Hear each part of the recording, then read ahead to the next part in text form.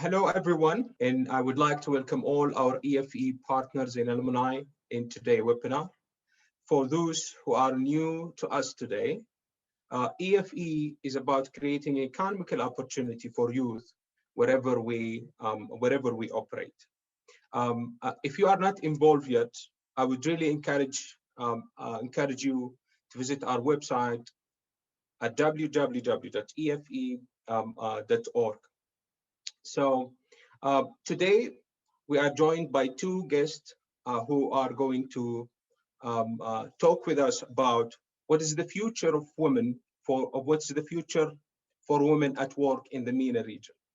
Our first guest is Lean Shoman. Lean is a news editor for LinkedIn, working with a plus 75 news professional around the world, providing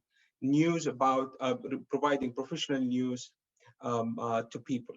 Previously, or before joining LinkedIn, she used to work with Al Arabiya News as an anchor and reporter as well. During her experience with Al Arabiya, she interviewed many business leaders and decision maker in the MENA region.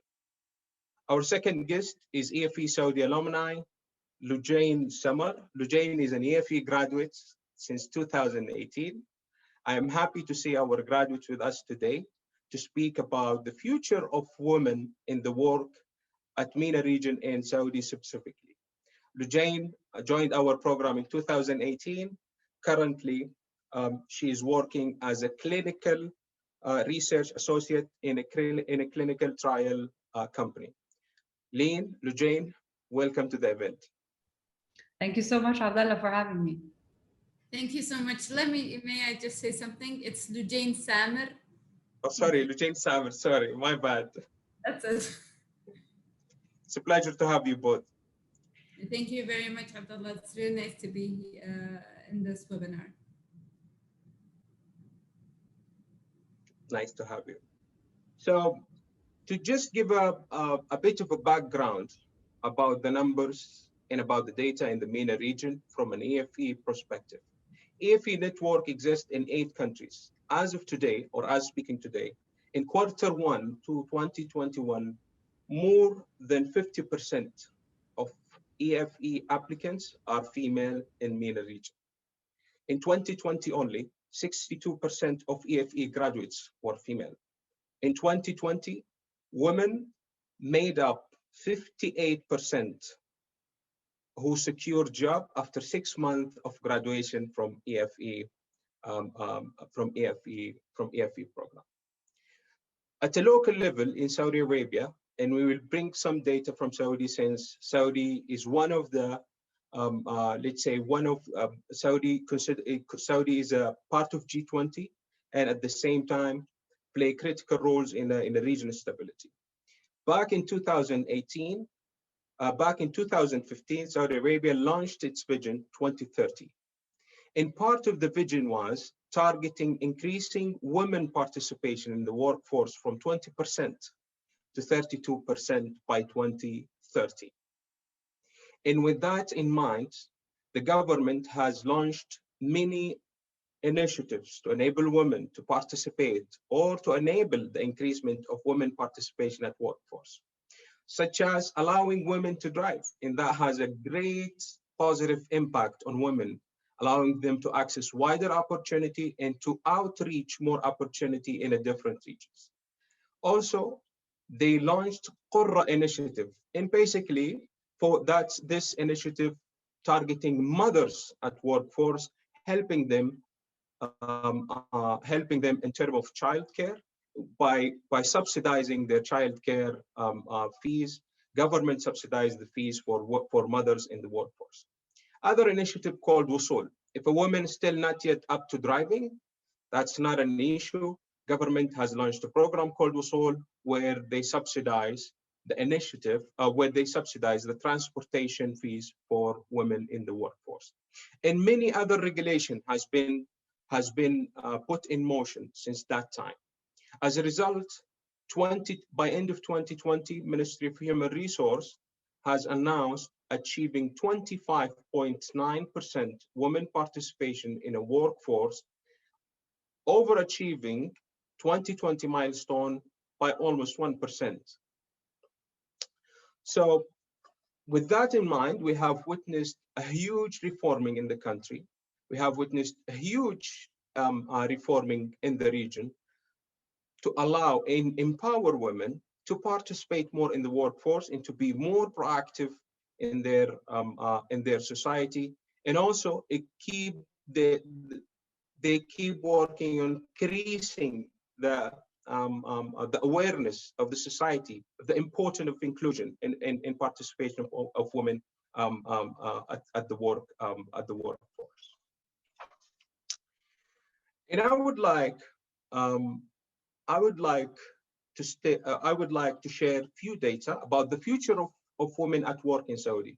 There are a few emerging markets that we have witnessed during the last 2 years, mainly in a tech job or a gig economy, which is we start to see more women participating in such male domain sector, along with banking and investment. Along with that, we have seen an increased participation in a services sector, such as engineering and legal services, or more female entering the workforce as lawyers. And speaking of the future, of women at work, currently McKinsey has published a report, The Future of Women at Work, Transition in the Age of Automation. And it was anticipated that 40 to 160 million women by 2030 are expected to change their occupation. The report has stated 3 main pillars to enable women to move throughout this transition and to move to a new occupation. First one was upskilling or reskilling. Second one, more accessibility to wider opportunity, and also increasing the women representation. The third one, increasing the women representation in and access to technology. With that in mind, I would like to start with Lean. So in the report, we have seen these 3 main pillars.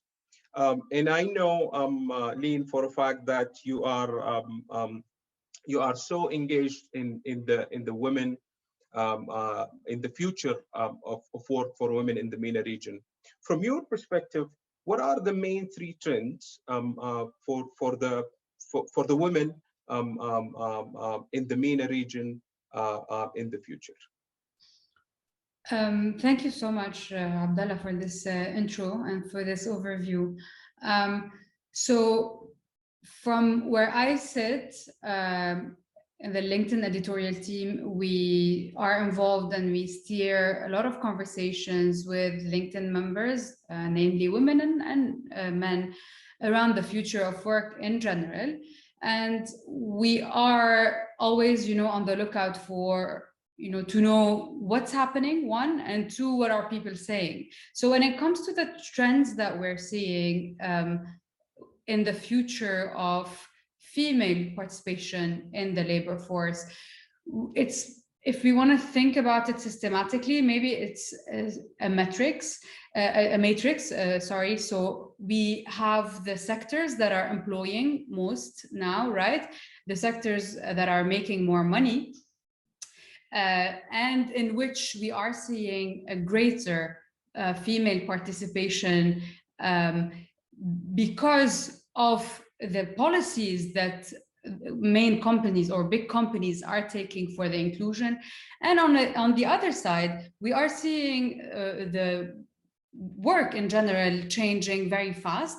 Namely with the pandemic, for instance, this has been pushed, this has been accelerating. We're talking about flexible work for arrangements, for example, and this is highly looked at. This is highly awaited for when it comes to females in general, right? Because they are the ones who bear the main responsibility in the household, which means that they are now requiring more flexibility when it comes to their working arrangements. So if we want to maybe highlight this trend, flexible work, yes, but also flexible work is bringing a lot of pressure because it is implying the constant connectivity, which is adding more pressure on the female alongside with the pressure she already has in her household. So, and here is a perfect time to start the conversation with decision makers, with companies, to really set the limits and to really reconsider how do we think of productivity in general. So that's one. And two, as McKinsey's report mentioned, one of the critical, elements or trends is the upskilling. But here also, it's very difficult, one, to pinpoint for women and men, to pinpoint what skills are actually needed for them to either get a promotion or get a new job if they're unemployed, etc. So upskilling, yes, but what does it mean? And two, how do they get it? So now we know that there are a lot of online courses, for example, available for everyone. A lot of them are for free. Some of them don't really require a lot of money, but what are those courses? So who has the $1 million answer? So here I'm mentioning the trends, but I'm also highlighting the challenges that they impose when it comes to upskilling, when it comes to flexible work, and then also the problem of access, right? So now we are seeing more companies putting quotas, if we want to put it that way, to encourage hiring more females. But where are they actually hiring? In what positions? Yeah. Is it in operational core functions of the, of companies, or is it more on the support level? So these are questions or points we need to keep in mind when we talk about the future trends, in order for us to actually be working towards something that is efficient, basically, in a nutshell. Yeah, brilliant. And that's actually talking about the yearly quota and where they place them. I read your recent article, Women Voice, Tune In and Amplify. You just published recently early this month, and you spoke great deal about entitlement and entitlement gap. And you mentioned the survey, and you mentioned you packed up the data with what you have done in LinkedIn. Could you shed light in some data that you found on that survey? Yeah, so maybe it makes sense for us to go a bit backwards and highlight a key finding, that is basically women were more affected than men from the pandemic. When it comes to job market, 2 over 3 women globally, and this is according to LinkedIn's research, 2 over 3 women have actually considered or have actually changed or quit their jobs due to the pandemic. Women were affected, especially that they also constitute a higher share of the sectors that were mostly affected: retail, tourism, etc. So this survey that Abdullah, you're mentioning, is about basically the feeling of entitlement. What does it mean? So LinkedIn commissioned the survey. It included in different parts of the world, but let me talk about the UAE because it's in our region. So it's basically commissioned the survey. It included 2,000 working professionals aged between 25 and 55. The main finding of this research is that women do feel that they are less deserving than their men counterparts when it comes to asking for a raise, when it comes to career progression, or when it comes to just being in the labor force. Maybe the second highlight of this survey is that men actually agree. So around 65% of men feel that the entitlement gap is there. So females do feel less entitled. Of course, this is the beginning or the great conversation starter, right? So why do women feel that they are less deserving when it comes to asking for a salary increase? And maybe here the pandemic, for instance, and what I mentioned about, being having more responsibilities and being less sure of what they deserve, what they don't deserve. And this is not really just about feelings. Like if I have a baby, for instance, I would be most probably, I would be the person who would be responsible to take care of this, of my child, whereas my partner would be able to answer that email at 8 p.m., for example.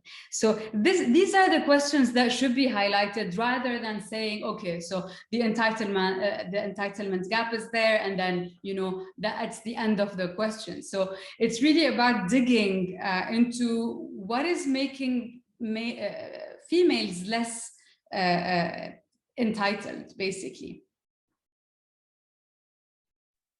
Great, great. Talking of feeling less entitled, an article from Harvard Business Review criticized the idea of imposter syndrome. So another way is questioning your ability, questioning your skills, questioning your achievements.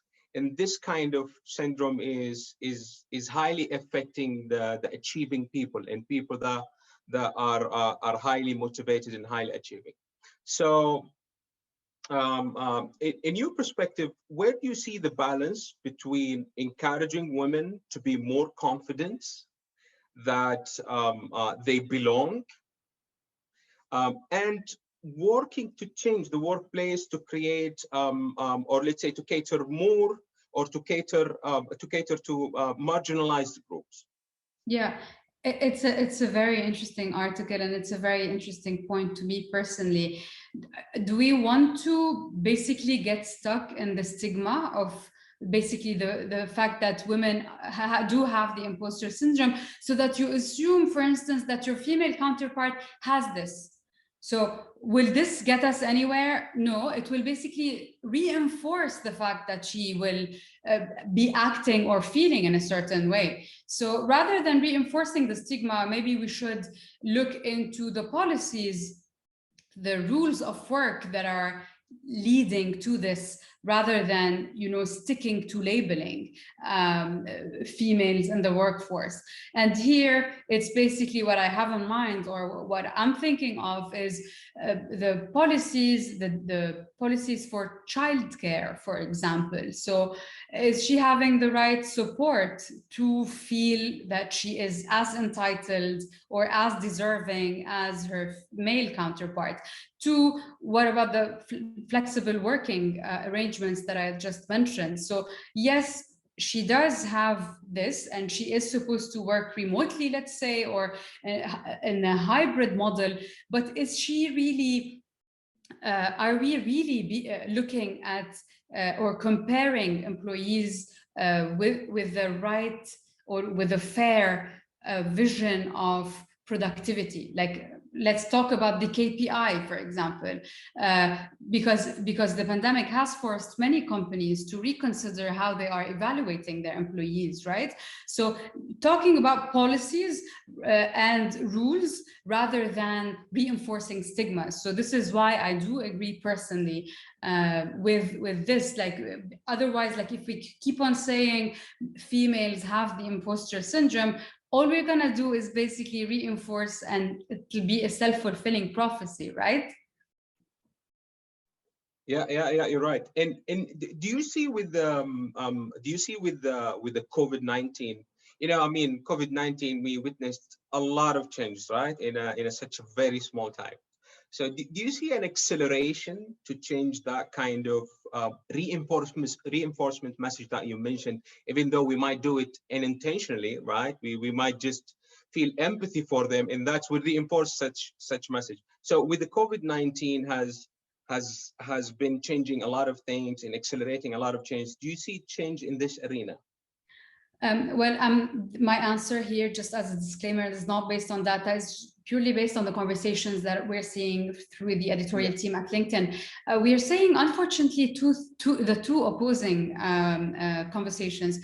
First, because of the economic needs, right? And because we are dealing with a big recession, because sectors are still not recovered, because we are not seeing the end of the tunnel.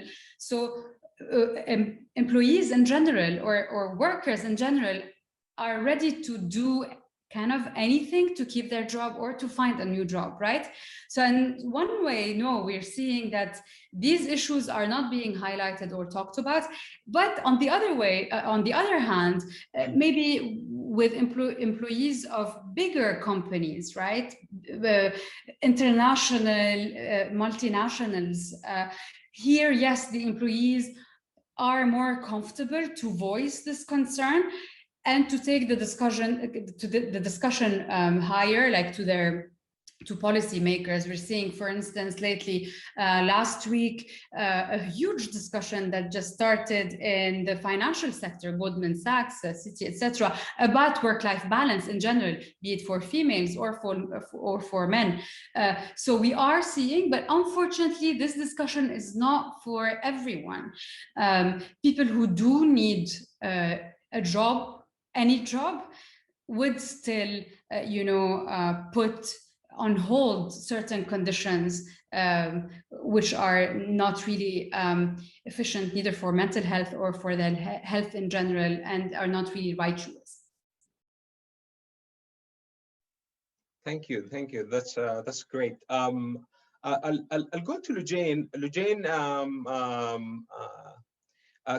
could you tell us how was your journey from unemployment to your first job? Could you share the story with us? Well, I studied health education, so I started in the health sector, if we can say. I studied that, and my first job was in the food and beverage company. So I totally shifted from one sector to another. It was really unrelated, and I didn't want to work in anything serious or in my field, because I wanted to gain life experience before I go into a job. Because honestly, it's really different when you study in the university. It's really different from real life. I wanted to work with line managers. I wanted to know how to deal with them. If I had any concern, how do I talk to them about it? It's not as when you have a professor that you've known for 3 or 4 years, it's easy to talk to. Also, sometimes bosses can feel superior, so you can't get to them easily. It's really different. It's different. Communication skills, it's different. And luckily, I worked in a restaurant that was in a well-visited mall. So I really got to meet every type of person in Riyadh, most probably. I met people that I studied with in elementary school. So it really changed my perspective. It taught me how to talk better. How, if I wanted something, how do I get them to be convinced with my point of view? And it's really nice. It's nice. I got to see a lot of women working there. It was phenomenal, actually. Brilliant, brilliant. So from working in the restaurant, and I remember these days, and Yeah. now you are in a clinical institution or Yeah. in a clinical researching company. So since you started until now, do you see more options for women to enter the workforce, Of unlike course. before, or it's the same? Of course, let me tell you, as you said before in the start of the webinar, the government is really helping. I mean, in Saudi, it's really nice for a woman to work here. The government is really helping. As you said, there are many options for a driver. You can't just count on your brother or a driver or any other option. You can do this on your own. If a company had 70 women, they are entitled to have a daycare facility. If actually it's against the law to have different salaries for the same job, if it's woman or a man, it's the same. It's against the law to have opportunities only for men. No, it's the same. We see women everywhere as CEO. We see them, Rima Bint Bender as an ambassador in the US. It really makes me proud to be a Saudi, honestly. The government is really helping, and it's really nice to be a part of this change. You see it, you're a part of it, and it's amazing. It really makes me proud. Brilliant, brilliant, brilliant. Indeed, we've been witnessing the the last 4 years here, huge reforming economically, socially, for the good of of Saudi, and people who lived here, or whether they are citizen or frequent traveler or residents, they can actually see that if they've been traveling or they've been in the country for the past Yes. 10. Yeah, yeah. Thank you. If you came to Saudi in 2010 and you came back in 2016, it's a Yeah, huge change. yeah, exactly. Brilliant. Um, um, so going back, Lynn, to the report you shared on hiring trends in the UAE. You shared the hiring trend in UAE and LinkedIn recently. Could you give us some insights from the report you shared? Yeah. Um, First, like taking on the positive note that Lujain just talked about, which is really very needed, very much needed in such conversations, because otherwise we're gonna be stuck with highlighting what's not working. So now it's beautiful because we have a young talent talking about like hands-on her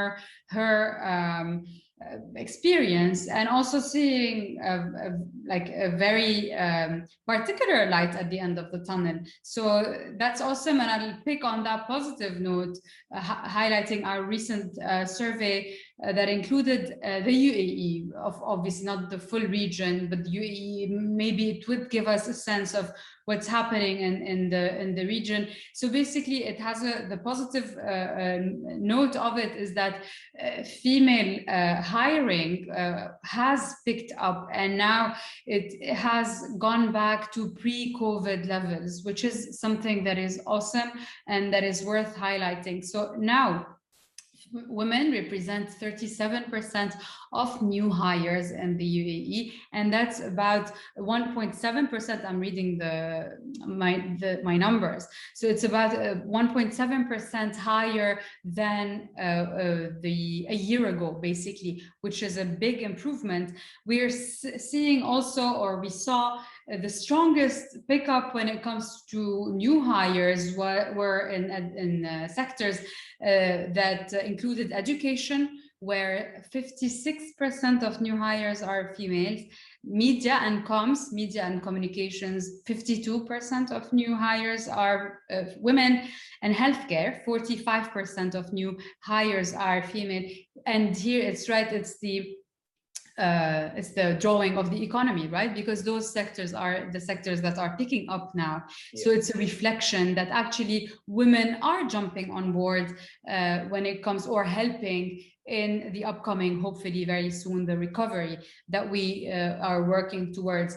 Also, something else, or another highlight from this report, is that women are making an advancement in industries or sectors that are more usually dominated by males.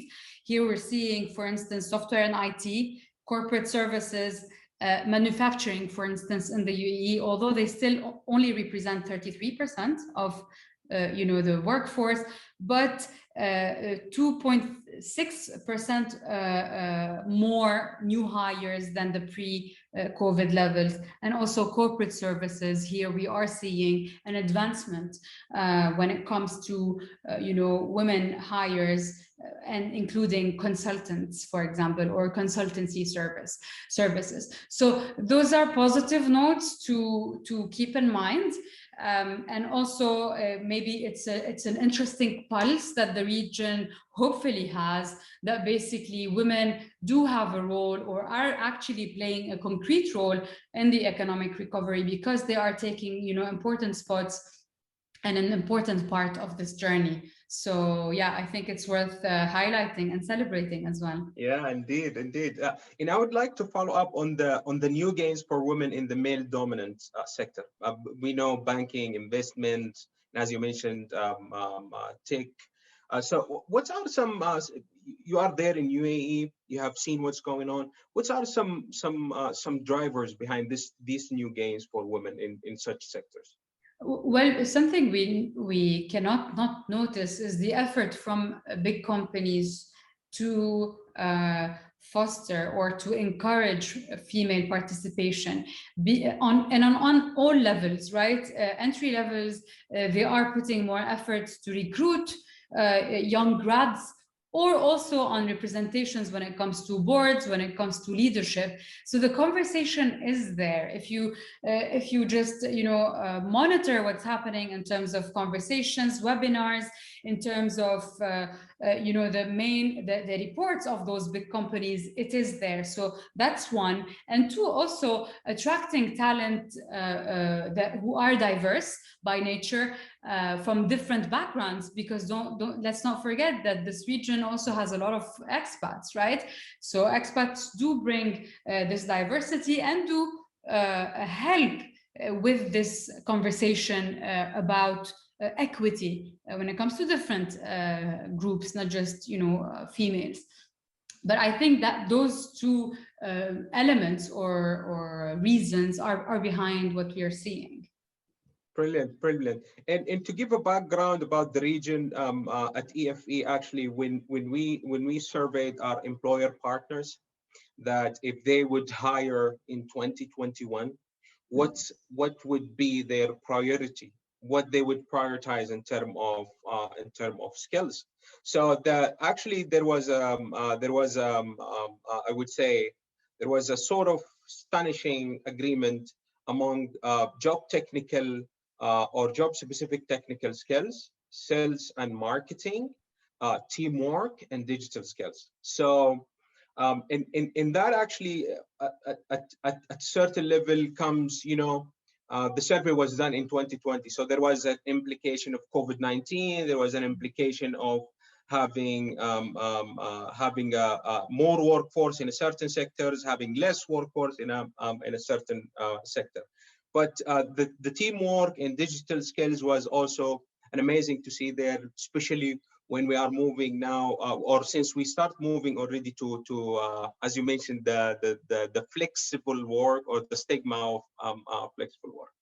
So with just few insights about the flexible work that we have seen in Saudi market, and that's something actually we were very happy to see.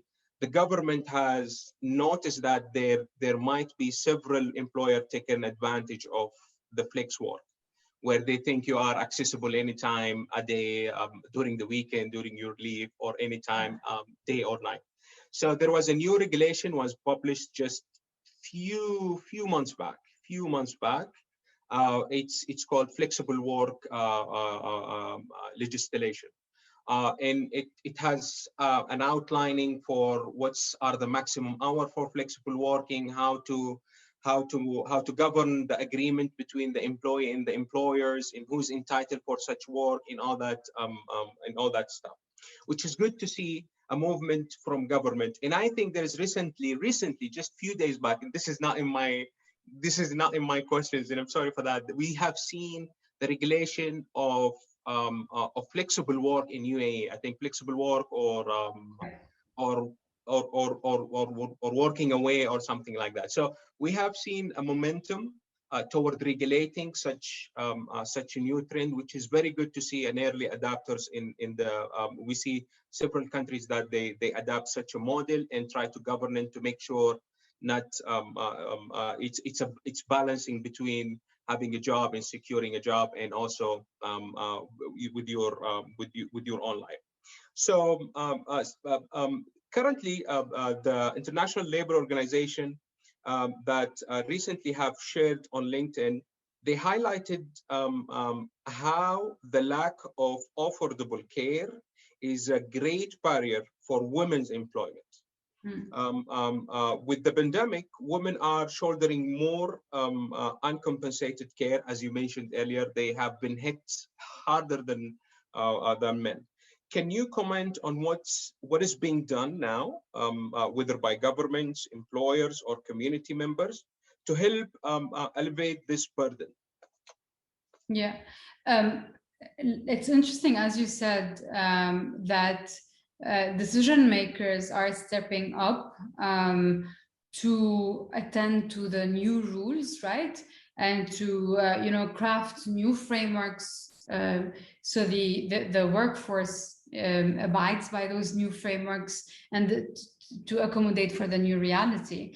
From the survey that I talked about earlier, 65% of female parents thought or said that they actually consider that having children has impacted like their career progression. So basically, it's a tax on your career now to have kids.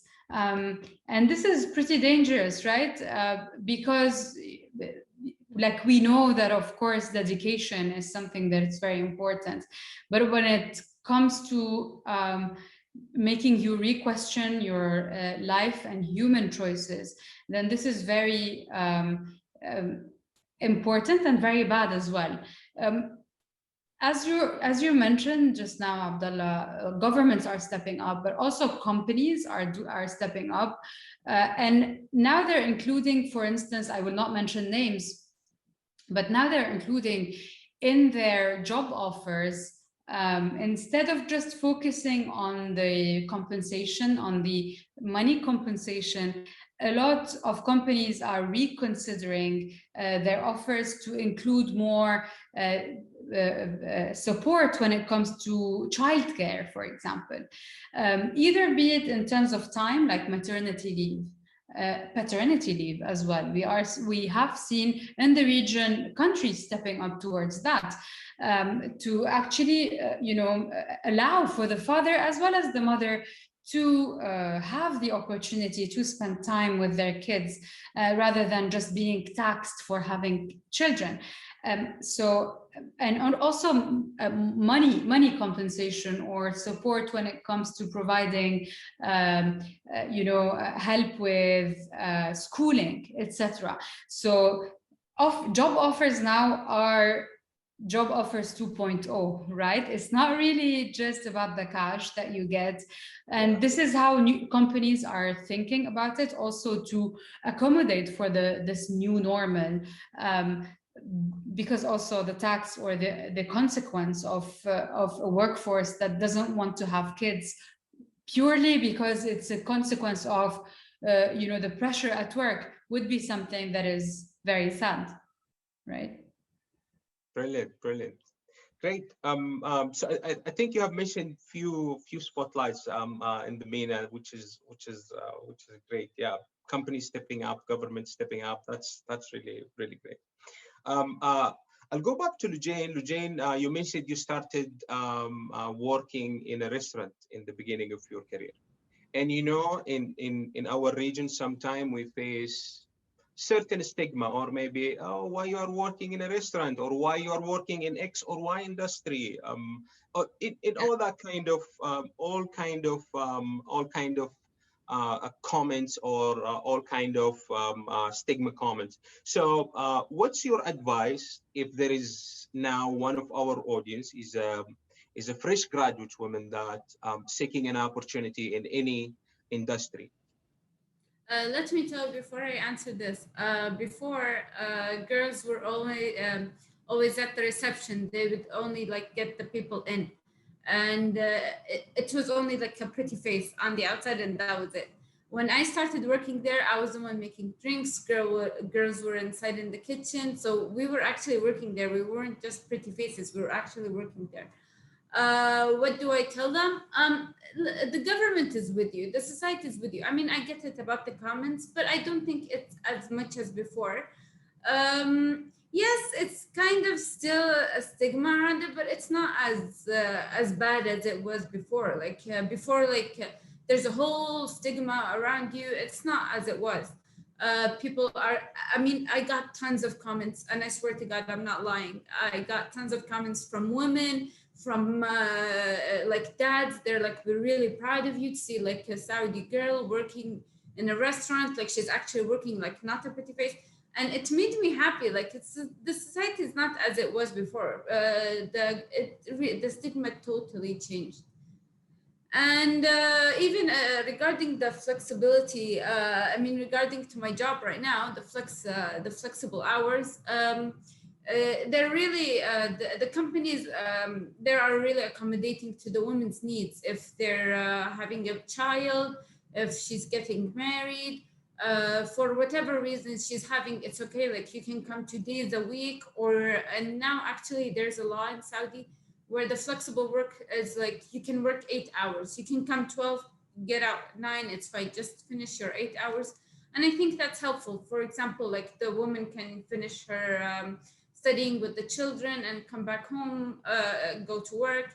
So I think the government really helps. Like if the decision makers are doing the right decisions, Yeah. then I don't think we should worry about it.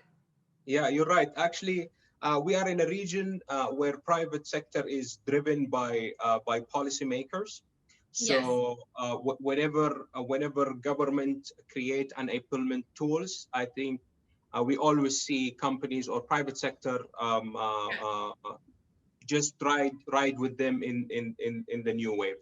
So that's The good to know. private So sectors and the private sectors actually like go by our law. They don't do their own laws by yeah. their own. The government still controls them, which is really nice. If the government's handling it, I don't think I should worry about it. And what do you think uh, the workplace should do, meaning to say companies or owners or the owner of workplace. So what should workplace do to accommodate women's circumstances or women?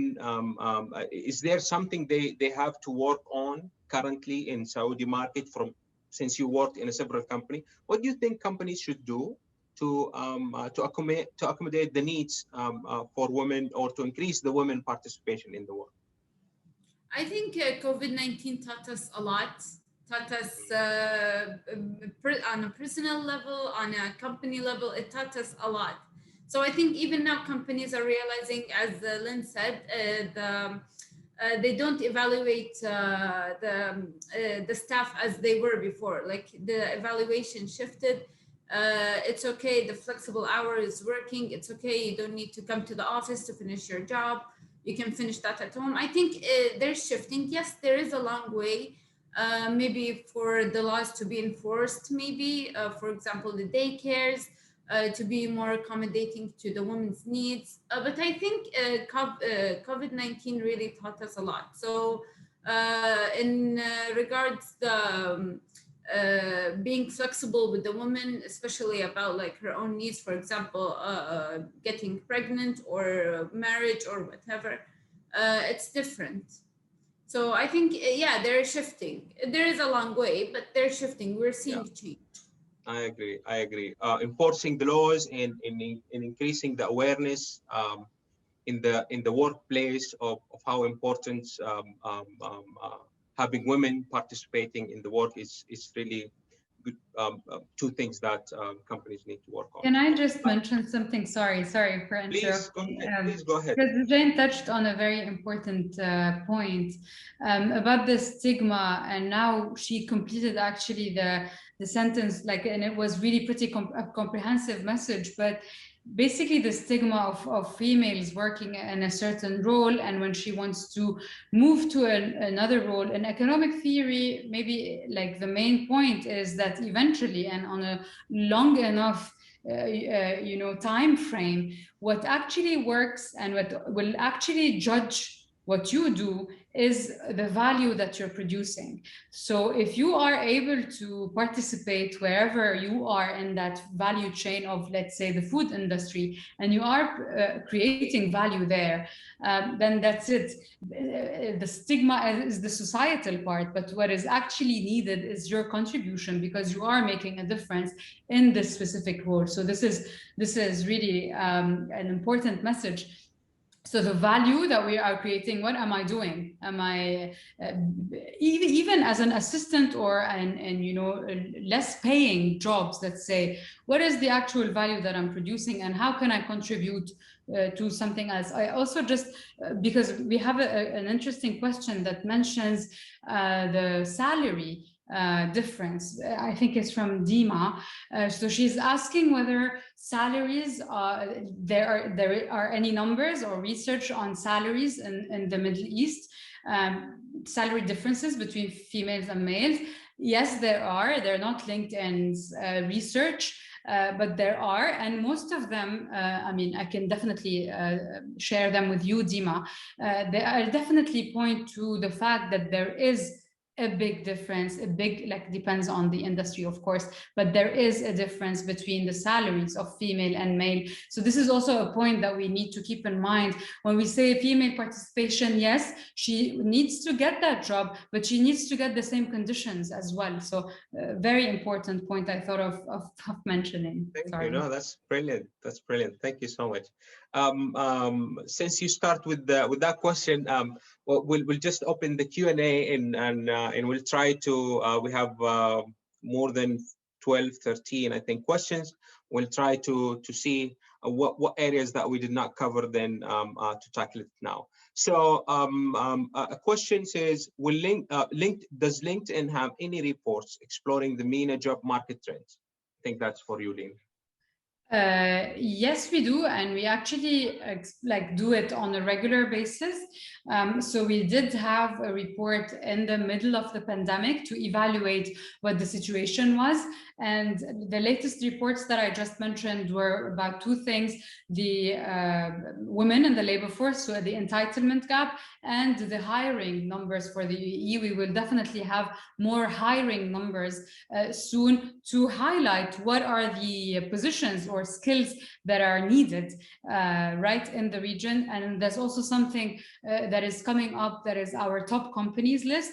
So basically it is the big companies that are doing a lot of effort to attract and regain the best talent in the region. So these are two things that we should keep an eye on. Thank you, thank you. Lujane, there is a question for you. It says, okay, how was EFE's training different than learning at university? Learning in universities is just curriculum, like they teach you the information. Okay, whoever eats the tree, but they don't tell you how do you tell it to people. Like they don't tell you how to deliver that message in what certain ways. What is the appropriate way to deliver that message? Is it by an email or by phone or and that etc. So I think that's what EFE taught me, is how to do it. And the university just taught me what is the information, this is the information, deal with it. But EFE taught me how to deal with it. And I think that's more important than the information. I think information, you just get it on Google, but how do you deliver it? That's the issue.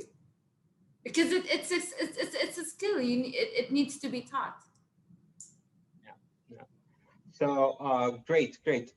Lynn, what is the most surprising finding or statistic in the report?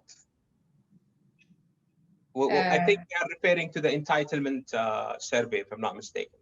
Yeah, I think having numbers prove that having a family is one of the biggest taxes or tax on females was, to me personally, it was the most surprising finding. I mean, we knew this, but when it comes to the percentage, like 65% of women who were surveyed actually think of this, it means that every day when they're delivering their or when they're doing their jobs, this is an idea that is weighing on them, and it has a lot of personal implications, mental health implications, and also financial implications, right? And it directly means that they might feel more pressure to just perform or deliver what they need to deliver for work. So I think, to me personally, that was the biggest eye-opener, alongside of the fact that there is an entitlement gap that is felt. So I think that, to me, this is what I would pick. Thank you. A question, I think, from I'm bad with the name, so if I spelled your name wrong, please forgive me. I think from Elisa, if I'm not mistaken. We are seeing an increasing number of women in MENA participating in a crisis committee to draft more inclusive policies. Moving forward after the pandemic, but what more can be done to ensure equal participation of women in drafting these crisis responses? I'll have partially answered this one, and then maybe Lean as well. Would you like to go first, Lean? No, please go ahead. It's okay. Okay, so I think having let's say the awareness of involving the main stakeholders when we draft policies, it is by itself a critical and crucial and vital to have. So that's the first one. The second thing, actually, to have an inclusive policy is not only having a policy in shelf, but having the right execution and having the right enforcement, and having the same party, whether they are women or any other minority, or any other party, having them also participate in the enforcement and as well overseeing the enforcement. Liam. Yeah, totally. I totally agree with you on that. And also, like, let's just step back and see, what are we solving for? Basically, we're solving for equity, right? So equal representation, like what we have in the society. We wanted this to be replicated in the workforce. It's very simple as a raison d'être when it comes to those policies, right? This is what we're trying to solve for. So when we think of equity and women being involved also in drafting the decisions, we, I think, need to focus on equity in access, equity in promotion or in growth, and also equity in just delivering or being able to produce. So these are the three layers that we maybe should think of when we are sitting or when we are contributing to decisions pertaining to the participation rates of the participation of women in the workforce. Like, not just on board of directors, right? But also not just new hires. So new hires, yes, but in what positions? What are they? Maybe linking the participation also to how much money the departments are making, right? Because it's important. Males and females should be both represented in the core functions of the company, for instance. I agree. Actually, we are running late. I'll close with a question for both of you, Jane and Lane. What would be your advice, or what an advice that you would give a woman looking for a job, or a job currently, or might be struggling with her current job? What would be an advice that you give for women in the MENA region looking for a job, or trying to grow within their job? Please feel free. Lynn, you can go first. Yeah, okay, thanks. I would say one word, network. And it means a lot. It's just one word, but it's huge. Network means, one, you are working every day on deepening or sharpening your knowledge and what's happening around you, mainly in your sector, in your specialization, but also in the world. So being informed is part of networking. And two, talking to people, not just obviously people who are in power and trying to be inspired by leaders, etc., but also expanding and creating a rich network of people around you, because they would help you understand what is happening in your sector and would help you transition and find that job. Just one tip, because this doesn't work, and because I work for LinkedIn and we see this every day. If you want to approach someone to find a job, try to avoid texting them saying, hey, I'm looking for a job. Do you have a position open? Because the person would most probably not have a position open, one. Two, they would not be, they would not want or not have anything to tell you, but thanks, I'll look out for any openings. So try to open conversations, try to be your own conversational journalist, basically to investigate, to ask for opinions, for inspirations, etc. And by the way, I'm here, so please feel free to reach out to me. I have a set of tips and tricks about how to, for instance, use LinkedIn to land a job, etc. So I'm here. Please feel free to text me on the platform on LinkedIn. Thank you, Leanne. Thank you. Jane? Well, my advice would be every opportunity is an experience, even an interview is an experience. So I encourage everyone to have these experiences. And by the way, most of us didn't work in the fields that they studied. So don't be afraid to work in another field. It's fine.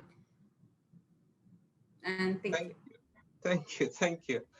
As we close, I would like I would like to thank each speaker today we had in the panel, Jane and Lean. Thank you so much for your insightful information. Thank you. Thank you for bearing with me. I know I'm asking a lot of questions, so thank you so much for your time. Thank you so much, Abdullah, for this. Pleasure. Thank you. Thank you. So we would like actually to ask everyone that not yet involved with EFE, please visit us at www.efe.org. And you can involve with us at any way that you need. You can donate. You can share an expertise. You can link us with the potential partners that could empower women with us in the MENA region. Also, please follow us in our social media to see more of what's going on in the region, of what EFE is doing in the region. Thank you so much for your time. Looking forward to see you in another event. Thank you so much.